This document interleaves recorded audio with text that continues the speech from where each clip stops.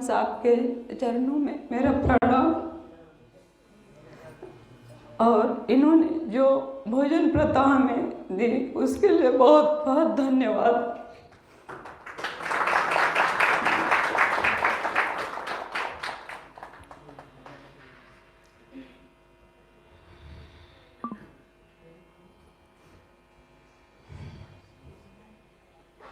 मुझे 2019 में cancer detect हुआ था, ब्रेस्ट कैंसर। तब से मेरी ट्रीटमेंट चालू हो गई, मेरी सर्जरी हो गई।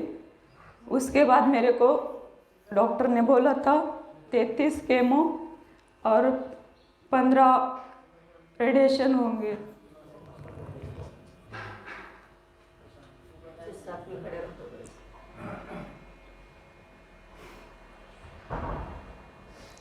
फिर मेरा पहला केमो दिसंबर में पड़ा। पहला केमो जब चालू हुआ इतनी तकलीफ होती है, ऐसा लगता है इससे अच्छा मर जाऊं। यानी वो डोज ही इतना रहता है कि तुम सिर्फ मरे ना, इतनी हद तक दिया जाता है। मुर्दा लाश ही रहता है आदमी। ये मेरा ट्रीटमेंट चालू था। मैंने नेट पे बहुत सर्च किया। मुझे ये पता चल रहा, पूरी तरह से पता चल गया था कि एलोपैथी में ये कंट्रोल कर सकते हैं, क्योर नहीं। फिर भी मैं जहर डाल रही हूँ तो लेके भी फायदा नहीं है, ये भी सब मुझे पता था। लेकिन हो रहा है, मेरे शरीर के साथ मैं अन्याय कर रही हूँ, ये मुझे सब पूरा समझ में आ चुका था। लेकिन किसी को बोल भी नहीं सकती थी, कोई मानेगा भी नहीं मेरा। बाद में मैंने नेट पे बहुत सर्च किया कि इससे निकालने का कोई तो रास्ता होगा। मैं ढूंढती रही। मेरा केमोथेरेपी चालू था और 5-6 मेरा चालू था। बाद में मैं इतना सर्च की, सब देखा, लेकिन मैं किधर भी ऐसा अच्छा नहीं लगा का ये आयुर्वेदिक करके या करके मुझे इससे निकलेगी, ऐसा श्योरिटी कहीं नहीं मिला था। तो फिर एक दिन मुझे न्यू डाइट सिस्टम का चौहान साहब का एक वीडियो मैंने देखा और बाद में मुझे वो अच्छा लगने लगा। मैंने उसमें वीडियो फिर देखने चालू किए। मैंने इतने वीडियो देखे एनडीएस के, जो जिसने बनाए हैं, किरण वाटारे, अमरीश पटेल, भार्गव जी, पंड्या जी, और भी एक नाम अभी मुझे याद नहीं रहा, प्रतीक व्यास। जो वीडियो मैंने, शायद किसी का मेरे से एक वीडियो छूट गया हो। इतने वीडियो देखे मैं केमोथेरेपी में, क्योंकि मैं हिल बिल सकती नहीं थी, बेड पे लेट के ही थी। मेरी मम्मी खाना भी मेरे को ऐसा ला के देती तभी मैं मुंह में डालती थी, इतना मेरा बैड कंडीशन था। और मेरा आग भी केमो की वजह से इतना तकलीफ होता था कि पूरा जलता था। और मेरे को मोबाइल भी ऐसा देख देख के इतना तो रिपोर्ट्स में शुगर बढ़ गई है। एक बात बोलूंगा जो डॉक्टर कभी अपनी कंसल्टेशन में नहीं बोलेगा, क्योंकि उनके पास के इतना तकलीफ होता था। लेकिन मैं बोली अगर मैं थोड़ा आग भी कमजोर हो जाए लेकिन जिंदगी तो बचूंगी, कुछ ढूंढूंगी। तो इसके लिए मुझे उसका भी तकलीफ होता, फिर भी मैं वीडियो देखती थी। मेरे को काम ही दूसरा कोई था नहीं, इतना देखा। फिर भी मैं सबका सुना ऐसा, लेकिन डायबिटीज़ ठीक होता है, ये ठीक होता है, कोलेस्ट्रॉल होता है हार्ट का ही, लेकिन मैंने कैंसर का नहीं सुना था। और मेरा ट्रीटमेंट चालू था, तब तक मेरे 22 केमो हो चुके थे और ये भी रेडिएशन भी हो चुका था। और एक दिन ऐसा ही मैं लेट के सोफे पे चौहान साहब का एक वीडियो मैंने देख रही थी। उन्होंने उसमें एक वीडियो ऐसा था, उन्होंने बोला कि हर बीमारी ठीक हो सकती है, कैंसर तक भी ठीक हो सकता है। उन्होंने ये बात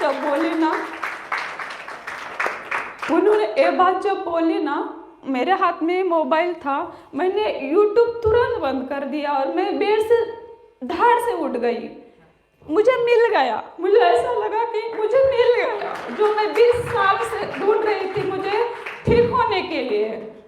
मेरा बहुत पहले से बीमारी, मेरे को ऐसा बाकी का सब था, तब से मैं ऐसा अच्छा ढूंढ रही थी लेकिन मैं कुछ नहीं मिला था। लेकिन वो वीडियो मैं अचानक से उठ गई, मेरे को आगे भी देखने का मन नहीं, इतना खुश हुई ना, मैंने वो बंद कर दिया, मोबाइल रख दिया बेड पे और सीधी खड़ी हो गई। मुझे ऐसा मेरे में जाने जैसी आ गई, इतना केमो की वजह से चल पा रहे, इतनी जान आ गई कि मुझे ऐसा मेरा सॉल्यूशन मिल गया, मेरे को ऐसा हो गया। और उसी दिन मेरे को केमो की गोली 20 साल तक लेने को डॉक्टर ने बोला था। मैंने उसी क्षण केमो की गोली उसी दिन से उसी क्षण बंद कर दी। उसी दिन बाद में मैंने केमो की गोली तभी ठान लिया कि मुझे ये करना ही नहीं है, गोली उसी वक्त मैंने बंद कर दी। और मुझे इतनी खुशी हुई कि मुझे जो चाहिए था वो मुझे मिल गया, जो मैं इतने सालों से ढूंढ रही थी। और फिर अभी बाकी एनडीएस का नाम सिर्फ मुझे पता था, मेरी फैमिली या मेरा परिवार या रिलेटिव या कोई ऐसा पहचान किसी को पता नहीं था। और ये मैं भी सब चुप चुप के ही कर रही थी, क्योंकि मैं ओपन हो जाऊँ तो मेरे को ये कोई करने देने वाला नहीं, ये भी मुझे पता था। तो अभी बताओ किससे, केमो तो डेट आया, आगे जाना ही पड़ेगा और मेरा कोई मानेगा भी नहीं, तो क्या करूँ क्या करूँ। मेरे हस्बैंड को थोड़ा इसके बारे में बताओ, बोले अच्छा है तुझे करना है तो कर। मैं बोली ठीक है, लेकिन मैं ये केमो नहीं करूँगी। वो बोले नहीं ये नहीं चलेगा, तुझे वो भी कर ये भी कर। मैं बोली मैं ये करने वाली नहीं, मुझे नहीं करना है। तो वो मान नहीं रहे थे। तो बाद में मैंने सोचा चौहान साहब से मिलूं, लेकिन मेरे पास कोई कांटेक्ट नंबर वगैरह कुछ नहीं था।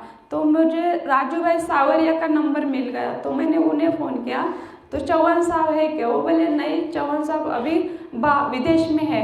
तो मैं बोली मुझे उनसे मिलना है। मुझे मिलना इसलिए था कि मुझे फैमिली को मिलवाना था कि इनको समझाओ। लेकिन ऐसा हुआ कि वो बोले फिर वो बाहर है, तो मुझे लगा ये लोग मानेंगे नहीं। मैं बोले कम से कम आप तो मिल सकते हो थोड़ा सजेस्ट। वो बोले ठीक है आप आ जाओ। तो उनका अपॉइंटमेंट लिया, हमें जाने का था। उसमें मैंने मिस्टेक ये कर दी कि मेरे पति को बोला कि मुझे सब पता चल गया है ये डाइट, मुझे जाना है इसके लिए कि आपको कन्विंस करके केमो मत ले। मेरे पति तुरंत बोले जाना ही नहीं है। तो फिर ये हो गया। तो अभी मैं क्या करूँ, मेरे पास कोई ऑप्शन नहीं था। मेरे को पकड़ के ये देने ही वाले थे सब लोग मिलके, फिर केमो ले ही करके। फिर हस्बैंड से मेरा बहुत झगड़ा हो गया। मैं बोली मुझे नहीं लेना है। फिर मेरे पापा को फ़ोन किया, मेरे पापा ने भी मेरे को बहुत डांटा। फिर मेरे भाइयों को फ़ोन किया, दोनों भी। तो ये बोला देख तू तेरे ऊपर कर, क्योंकि मैं जो वीडियो देखती थी मुझे जो अच्छा लगे मैं इसको फॉरवर्ड करती थी। तो इसको भी थोड़ा समझ में आया था और ये भी थोड़ा मेरे को सपोर्ट में था। लेकिन ये बड़ा रिस्क है, फिर भी कैंसर है। तो फिर पापा भी वो डांटे थे, मान नहीं रहे थे। तो मैं बोली फिर अगर मेरा 33 केमो है, 22 कंप्लीट हो गया है, 15 रेडिएशन हो गए हैं, आगे और 11 बाकी है, वो लेते लेते अगर मैं मर जाती हूँ तो क्या करोगे? ये मुझे एक चांस मिला है जीने का, मुझे जीने का हक नहीं क्या? मुझे जीने दो, मुझे इसके लिए करना है। और मैंने अभी ये 7-8 महीने में जो दर्द सहा है वो मुझे पता है, और आगे के 11 के मैं सह पाऊंगी कि नहीं इसकी मुझे गारंटी नहीं है, मेरे को खुद को पता चला था। और फिर पापा भी बोले ठीक है तुझे ऐसा ही लगता है तो कर ले। फिर मेरे हस्बैंड बोलते कम से कम 1 केमो का दवाई मैं लेके आया हूँ, इतना पैसा डाले वो तो ले ले, बाद में बाकी का मत ले। मैं बोली वो लेके भी मेरे को कितना नुकसान होने वाला है वो मुझे पता था, क्योंकि मेरे को कीमो की एक्सपीरियन नाम की एक गोली चली थी, उसका मैंने सर्च किया। उसका साइड इफेक्ट इतना बेकार था कि वो गोली लेने को भी ऐसा लगता था मर जाए वो अच्छा, लेकिन गोली ना ले, इसके साइड इफेक्ट इतने बेकार थे मेरे को। फिर मैंने वो किसी को बताया नहीं, मैंने गोली बंद कर दी है, किसी को नहीं बताया था। और मैं बोली चेक करेंगे तो मैं डस्टबिन में भी नहीं डालती थी, मैं वो बेसिन में एक करके डिजॉल्व करके, क्योंकि हस्बैंड ने अगर देखा डस्टबिन में गोली है वो भी मैंने सिंक में डाल देती थी, क्योंकि वो डिजॉल्व हो जाए, किसी को पता ना चले। और बाद में फिर मेरा केमो बंद हो, मैंने बोली मैं मर जाऊंगी लेकिन मुझे केमो लेने का नहीं है, तो आपको जो करना है वो कर लो। तो फिर बात सब बोले अभी ये तो सुनने वाली है ही नहीं, इसने डिसीजन अभी पूरा ले ही लिया है। तो फिर बाकी सब कुछ नहीं बोले। फिर मैं ये डाइट मैंने चालू किया था, मेरे को थोड़ा अच्छा लग रहा था, ऐसा फर्क भी पड़ रहा था। और ये डाइट चालू फिर वो लोग को भी समझ में आया कि इसको फ़र्क पड़ रहा है, मेरे हस्बैंड को भी समझ में आया। तो बोले ठीक अच्छा है, तू कर। बाद में उन्होंने भी मेरे को फोर्स नहीं किया कि तू ये कर।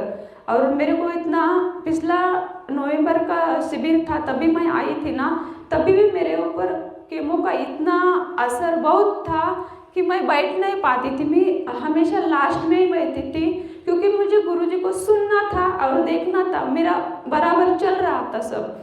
और मैं लेटती थी उधर, क्योंकि केमो का इतना तकलीफ होते मैं बैठ भी नहीं पाती थी। मैं लेट के ही सुनती थी, कभी कभी इतना बेहोश हो जाती थी कि मैं सुन भी नहीं पाती थी, सिर्फ पड़ी रहती थी उधर। मैं ये बोलता था तेरे को नहीं जम रहा है तो रूम में जाकर सो जा, लेकिन मेरे को नहीं, इधर ही अच्छा लगता था। भले मैं नहीं सुनूं, फिर भी मेरे छोड़ने को मेरा मन नहीं होता था। फिर वो मैंने अटेंड किया, तभी मैं मेरे ससुर को भी लेके आई थी, उनको पैरालिसिस हुआ था, उनका एज 86 है और उनको भी फर्क पड़ा है। और फिर मैं एक किया, तभी मैं 3 महीना मेरा हो चुका था ये डाइट पे आके। अगर बाद अभी मेरे को 7 महीना कंप्लीट हुआ है ये डाइट करके ही, और अभी मेरे को बहुत फर्क है, यानी बहुत फर्क है। और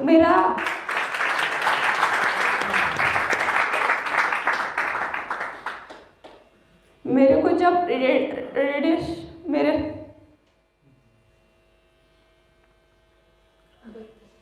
मेरे को जब रेडिएशन दिया गया था तो मेरा लेफ्ट साइड का था, तो मुझे पहले ही डॉक्टर ने बताया था कि हार्ट पे तकलीफ हो सकता है, डैमेज, और ये सहन भी कर पाएगी कि नहीं, क्योंकि मैं बहुत वीक हो गई थी। और उसको ये मुझे जो थेरेपी दे रहे थे, अगर वो बोले इसको सहन नहीं हुई तो दूसरी टेक्नोलॉजी से उसको रेडिएशन देना पड़ेगा, जो कि हाई है, वो कॉस्टली रहेगी। तो ये बोले ठीक है, अगर ये सहन कर पाती है तो ये दे दो, नहीं तो आगे वाली दे दो। मेरे को पहली वाली जो दिया तो मैंने सह लिया, लेकिन मुझे तकलीफ इतना होता था उससे कि खाना गला लेफ्ट साइड से दिया तो ये आधा साइड पूरा जलन होता था, पेट का आधा कान ये सब, और खाना ये निगलने में बहुत तकलीफ होता था, अंदर जाता ही नहीं था। और वो साइड पूरा जल जाता है, स्किन बिन सब जल जाता है, उसका मेरे को बहुत तकलीफ हुआ था। और वो क्या करते थे, हर 5 दिन में एक उसका टेस्ट आता है, वो करते थे, सॉरी अभी नाम मैं भूल गई हूँ, वो करते थे और बाद में चालू रखते थे। और उन्होंने बोला था ऐसा ऐसा होगा, वो लेने के बाद फिर वो ट्रीटमेंट मेरा पूरा हो गया। बाद में एक दिन घर पे मेरे को हार्ट में इतना तकलीफ हुआ कि मेरे को सांसें लेने को नहीं होता था और हिलने को भी नहीं, मैं सोती थी तो मेरे को उठने को भी नहीं था होता था, इतना तकलीफ होने लगा। और सांस भी नहीं ले पाती थी, ऐसा पूरा सांस हम लेते वैसा ले ही नहीं पाती थी, थोड़ा थोड़ा ऐसे लगता है मर जाती हूँ क्या। बाद में मैंने ये तो बंद कर दिया था ना। अभी मेरे मिस्टर क्या बोले, हम जाके दिखाते हैं उनको। मैं बोली मेरे को जाना ही नहीं है, मुझे पता है वो क्या करेंगे, बाद में बोलेंगे एंजियोप्लास्टी करो, ये करो वो करो। और मेरे से निर्जला भी ज़्यादा नहीं हो पाता था कि कीमो की वजह से खाना ही पड़ता है। तो मैं बोली मेरे को जाना ही नहीं है, तो मैं बोली मैं निर्जला कैसे भी कर लूँगी। मैंने निर्जला चालू किया, मैंने दिन में 5 बार एनिमा लिया जब भी तकलीफ होता था तब। और 2 दिन निर्जला करने के बाद मेरा हार्ट का इतना बड़ा तकलीफ था वो भी क्लियर हो गया, बिना दवा के। जिस दिन से मैंने ये डाइट जिस दिन से मैंने ठान लिया कि मुझे ये एनडीएसी करना है, केमो छोड़ दिया, उस दिन से आज तक मैंने एक भी गोली नहीं ली। और 8 महीने के केमो रेडिएशन के साइड इफेक्ट के साथ किया है मैंने ये डाइट। उसमें बुखार भी आता है, अगर केमो जब चालू होता है उस पेशेंट को अगर बुखार भी आ जाए ना, तो वो बोलते हैं कि तुम दूसरे डॉक्टर के पास बिल्कुल मत जाना, कुछ भी हो जाए इधर ही आ जाना, तो मुझे जब पहले बुखार भी कराता था, रात के 12 बजे 1 बजे कितना भी बजे तकलीफ हो, सीधा टाटा में लेके जाते थे हॉस्पिटल, कितना भी बजे। हाँ, तो ये डाइट चालू करने के बाद भी मेरे को एक दिन बुखार आ गया। तो बुखार आ गया, तो ये बुखार में बाहर की दवाई तो लेनी ही नहीं है, सीधा हॉस्पिटल में ही जाना है। तो फिर उस वक्त हुआ क्या था, मेरे मिस्टर का भी एक्सीडेंट हो गया था और वो गांव में हो गया था और गांव में थे, मैं अकेली थी बॉम्बे में। तो मुझे अभी डॉक्टर के पास फिर वो बोले थे जाके तू चेकअप करके तू जाके दिखा क्या, तो अभी बुखार आया है तेरे को और केमो का असर है। तो मैं बोली मुझे नहीं जाना है, मैं बुखार भी नहीं जाना है। फिर मैंने जय सिंह खानवी करके है उनको कॉल किया, उन्होंने बोला तू मेरे को, उन्होंने कैसा खाना क्या नहीं खाना, जूस कैसा लेना वो बताया और मैं दूसरे दिन 1 दिन में ही मेरा बुखार ठीक हो गया। मैं फिर भी नहीं गई टाटा में, वो भी मेरा बड़ा एक्सपीरियंस रहा कि ये बुखार वैसा नहीं जाता है, जाना ही पड़ता है। पहला जब आता था ना, जाना ही पड़ता था। तो एनडीए चालू करने के बाद केमो का जो बुखार हाथ रहता है वो आया, वो भी मैंने घर पे ही ठीक किया। उसके बाद अब तक मेरे को बुखार भी नहीं आया और कुछ तकलीफ भी नहीं, और मैं अभी मेरे को पहले से भी ज़्यादा एनर्जेटिक फील कर रही हूँ। और उसके पहले भी मैं जो बीमारी थी बहुत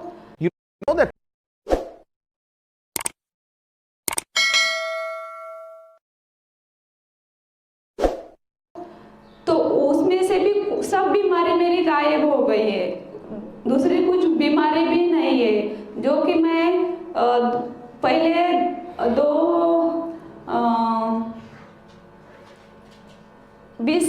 15-20 साल से मेरे को बहुत तकलीफ थी, एसिडिटी की थी, गैस की थी। मेरा सबसे बड़ा प्रॉब्लम था कि मेरे को भूख नहीं लगती थी, मेरे हमेशा दवाई चालू थी, मैं खाना कम दवाई ज़्यादा खाई हूँ। शायद इसी का साइड इफेक्ट मुझे कैंसर मिला है, क्योंकि बाद में फिर मेरा डॉक्टर बढ़ते गया, ऐसा बढ़ते गया, इससे तकलीफ अच्छी नहीं तो उससे भारी वाला, उससे नहीं फर्क पड़ा उससे भारी वाला, ऐसा करते करते लास्ट में मैंने जो डॉक्टर से ट्रीटमेंट ली उनका फीस तो कितना 2-2.5 हज़ार था शायद, फर्स्ट तो 3,000 था।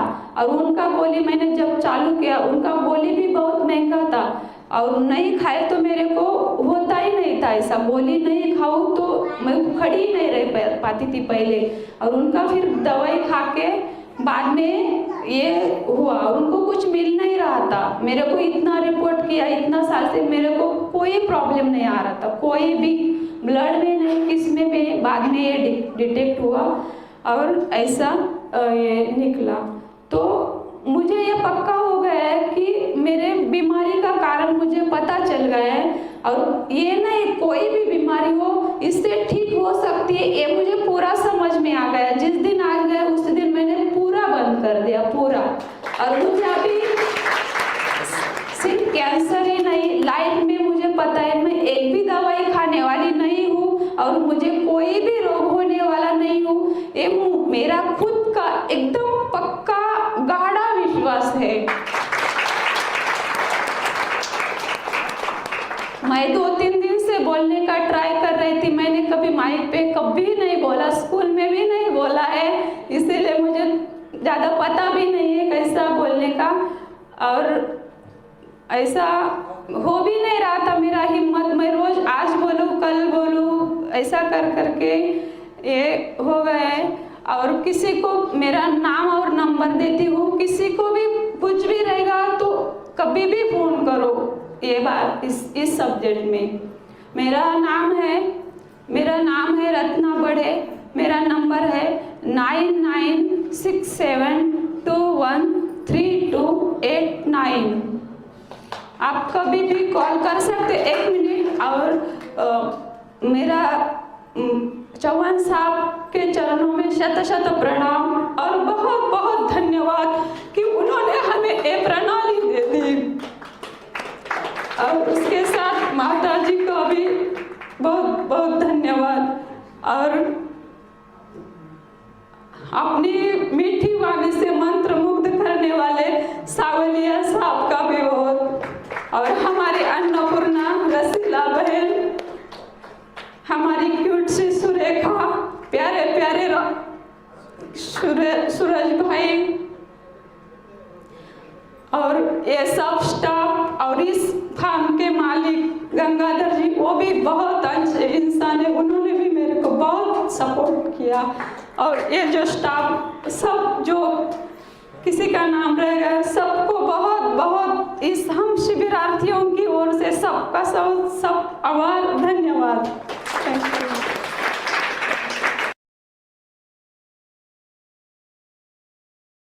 ગઈકાલે આપણે વાત કરેલી કે સ્વામીએ આખી જિંદગી સુધી વિચરણ કર્યું અને પછી 5 મે 2013 છે બોલતા ઈશ્વર સ્વામી બધા સદગુરુ સંતો સ્વામીને મુલાકાત દેવા માટે